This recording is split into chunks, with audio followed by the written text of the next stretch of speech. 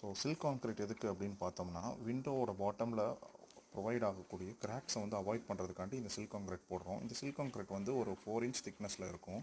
So இது first என்ன பண்ணணும் அப்படின்னா, ஓவரால் வந்து 4 இன்ச் வாலாக இருக்கட்டும், 9 இன்ச் வாலாக இருக்கட்டும், நம்மளுடைய விண்டோவோட பாட்டமில் வந்து ஸ்டீல் மெஷ்ஷை வந்து ஆல் அரவுண்ட் எல்லா இடத்துலையுமே ப்ளேஸ் பண்ணிடணும்.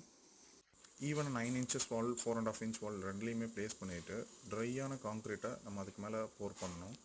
ஸோ அது நல்லா வந்து இன்சர்ட் பண்ணி அந்த ஸ்டீலோட மெஷ்ஷில் வந்து நல்லா பிடிக்கிற மாதிரி பண்ணிடணும். அதுக்கு மேலே வந்து சிமெண்ட்டை வந்து அதுக்கு மேலே அப்ளை பண்ணணும். அது எதுக்கு அப்ளை பண்ணுறோம் அப்படின்னா, ஓவர் வாட்டராக இருந்தது கான்க்ரீட் அப்படின்னா அது கொஞ்சம் அப்சர்வ் பண்ணுறதுக்காண்டி. ஸோ ஈஸியாக அடுத்தடுத்த இடத்துக்கு ஷிஃப்ட் பண்ணி நம்ம கான்க்ரீட் போடுறதுனால இதை யூஸ் பண்ணுறோம்.